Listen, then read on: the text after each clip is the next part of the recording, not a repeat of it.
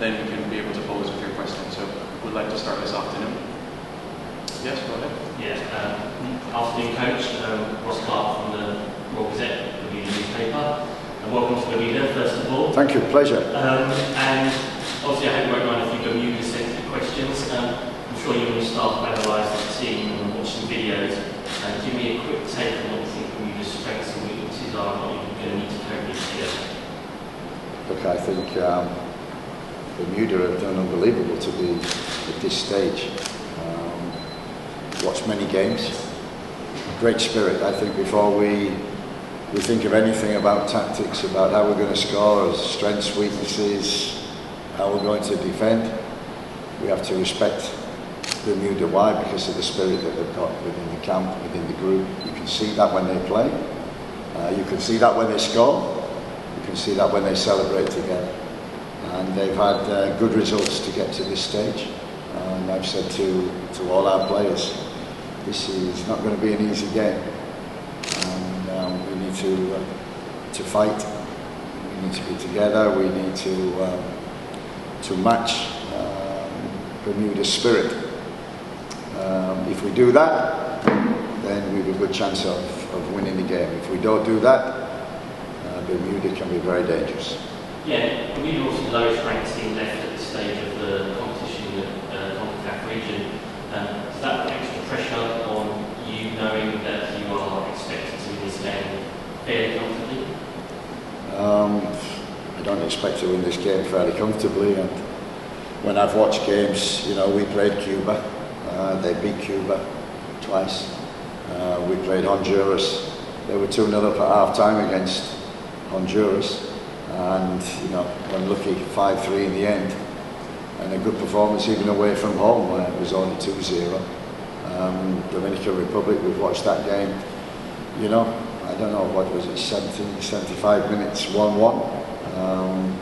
So we know that this is not going to be an easy game. We've experienced these games where we're expected to win.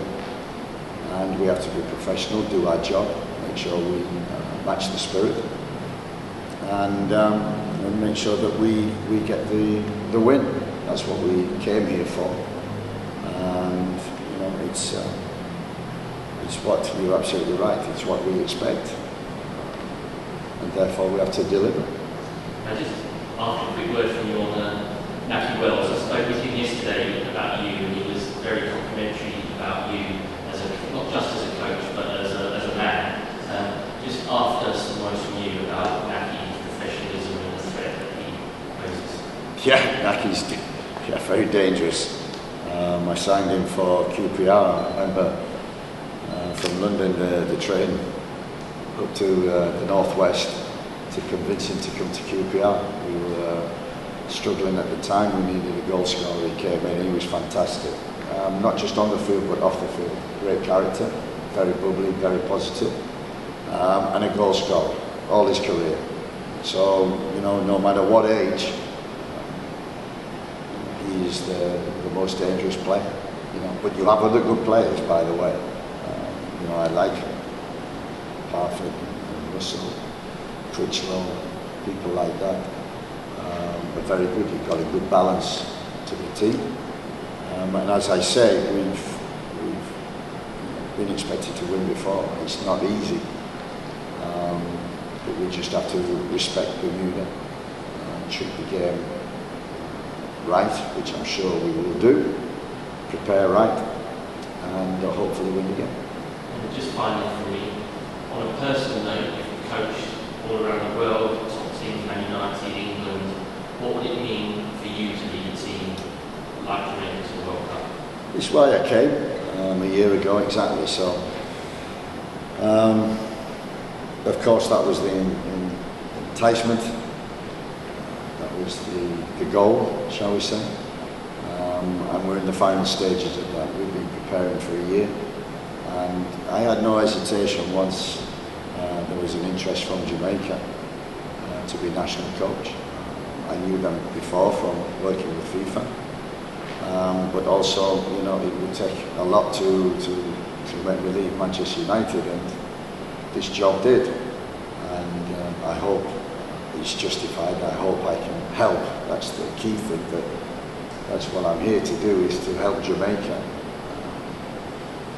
the island, the diaspora around the world, that we can get to the World Cup, which we haven't been to since '98.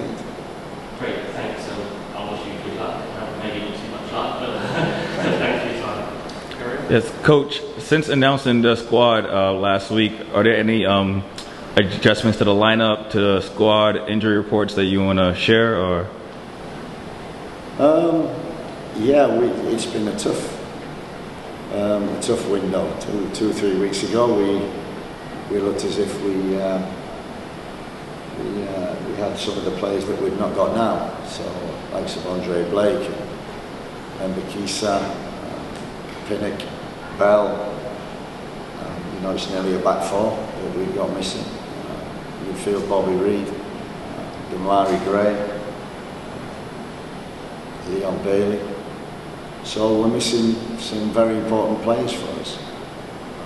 But we brought in very good players. They're young players, they're inexperienced players. This will be fantastic for them, but we're not talking about the experience. We're talking about coming here and getting the job done and using the experienced players that we've got to make sure that we do the job and find a way to win. And as far as some of the guys, as you mentioned, that you brought in, the new guys, like how are they adjusting? Guys like Kyle Duncan, guys like Bailey, how are they adjusting to the past couple of days of practices that you had in Jamaica? They've been great, to be fair. Their attitudes, they're young, they're enthusiastic, they listen, they want to learn, and the training's been very good. We hope we have another good session today, and preparation is key in terms of winning football matches. So we hope, so far so good. We hope today to finish things and make sure that we're ready for the 7 o'clock tomorrow night. Thanks, Coach.